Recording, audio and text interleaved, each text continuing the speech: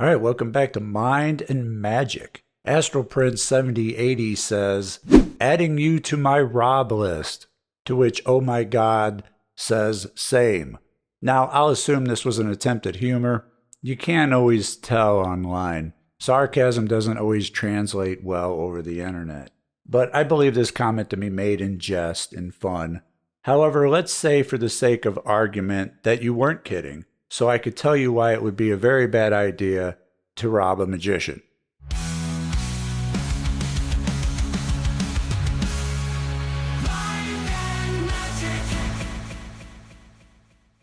The short of it is that even if you get away with it, and that's a really big if, because the entire home, both inside and out, is wired for surveillance, including the temple. You can't set foot in there without the motion sensor going off, sending out an alert and recording you. I'm also armed to the teeth. I work from home. I'm here 95% of the time. And the times I do leave, I'm usually not far. So even if you got away with it, which you wouldn't, but if you did, you still wouldn't, because I'm a magician.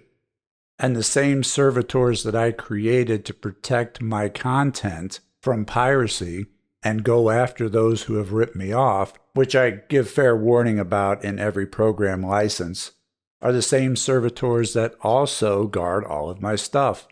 And they would really mess you up, and without my sympathy, until I'm made whole by either having the items returned or paid for. So even if you got away with it and you think you won, you still lose. Ask anyone who's ever run afoul of my servitors when it comes to my programs. What happened? Every now and again, I'll have somebody contact me begging me to take my servitors off of them because they made a copy of my program for their friend or put a copy on another family member's device, what have you. The reason matters not. And I don't ask for reasons. I have a no questions asked policy. I just tell them how they can settle up, which is essentially purchasing another copy of the program. But when it comes to my personal effects, particularly ritual items, it's not just the servitors that you would have to contend with, but the ritual items themselves, because the items are magically charged and sacred. And if you want to know what happens when charged ritual items get into the hands of someone they don't belong to, then look up the old show, The Haunted Collector with John Zaffis, who is the nephew of Ed and Lorraine Warren of the Conjuring movie series fame. Native American burial grounds are another good example of this. They create servitors to not only guard the sacred land that they're buried in, but they also guard the personal and sacred items that they're buried with. And if those sacred items are charged and removed, they also can cause problems themselves and act as a beacon for the servitor to come and ruin your day. Now, the Native Americans, the ancient Egyptians, and other civilizations throughout history have protected their burial sites in this way from those who would rob and plunder them. And they make no distinction between a grave robber and a so-called archaeologist. An archaeologist is just a grave robber with a degree. They're still exhuming and disturbing the final resting places of those resting in peace. It's highly disrespectful and offensive to uncover their remains and take the personal effects that they're buried with, regardless of reason, for study or for profit, and the servitors that they have created to protect against this can and will do harm to those who violate them. Now, the servitors I've created aren't that severe. They will not harm anyone physically. They will, however, F you up financially. Like whatever the amount is that you stole and think you got away with is nothing compared to what they'll cost you. Things will just start going wrong. Perhaps your car breaks down, maybe a major appliance goes on the fritz, then your roof starts leaking, then you find termites have gotten in, then you get laid off from your job, and it's just one thing after another. And unfortunately for the thief, it never lets up until you make it right. And they may not even connect the dots of causation at first. They may not know what the heck's happening to them, though the servitors will do their best to convey the cause to them and put the idea in their mind of their offense. They're really just sophisticated debt collectors. And how are you going to collect a debt if they don't know what the debt is? They should know, but you got to understand, thieves aren't the smartest people. That's why they're thieves. They haven't figured out any other way to get things.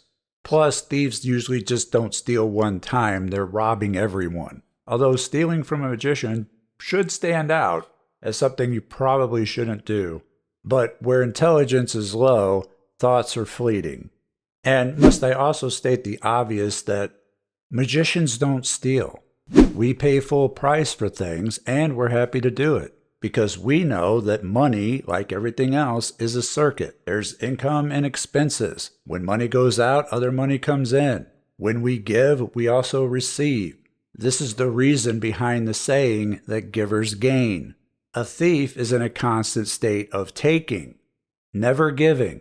And this is a big reason why they remain in poverty, because they have a scarcity mindset, and scarcity is always looking to take from others. See, when you give, you also receive, then money comes in to fill that vacuum, to fill that void. But when you take, it reverses, and now money goes out. And that's before my servitors get you. That's just their default state. They're taking all the time, yet have nothing to show for it, which keeps the cycle going. This is a much bigger factor to their poverty than laziness, because there are some very hardworking thieves out there. I've seen some pretty elaborate scams and schemes, to where I can't fault them for the effort other than their efforts are misplaced. I've thought more than once if they only used their talent and effort to earn a legitimate living, they'd have no problems and they wouldn't have to steal. Now, magicians, on the other hand, can just manifest things. Sometimes it takes a while, but eventually we get what we're looking for. And speaking for myself here, when I use magic for manifestation purposes, it's typically for rare or difficult to find items. I'm just trying to get them to surface. I'm fully prepared to pay a hefty price for them. I don't just do magic to have something listed and find that listing only to reject it when I find it because of its price. Scripture says, "Ask and ye shall receive." But what happens when you ask, it's presented before you, yet you refuse to receive? Well, then you're going to start having problems manifesting, because that is seen as being ungrateful. If price is such a concern, then you need to embed that in your request to begin with. But when I'm trying to find rare or difficult to locate items, price is not the concern, it's just being able to find one at all. Availability at all is the primary concern. Now, for any thieves out there who may still be listening to this, you're going to really need to work on reversing your money circuit. That means giving so that you can receive. Because when you take from others, you have it backwards. And that's a big reason why you remain down and poor. And for those wanting to learn how to guard and protect their belongings with servitors, check out the Thought Forms and Servitors program over at mindandmagic.com, and I'll knock 20% off through the link in this video and description. I want to thank you for joining me, and I invite you to also join us over at Patreon for early access to videos, which we're 3 months ahead of YouTube, exclusive content, and access to Mind and Magic programs. I'm in the process of porting them over. It is a work in progress. Thank you for all of your support, and I'll see you next time. Take care.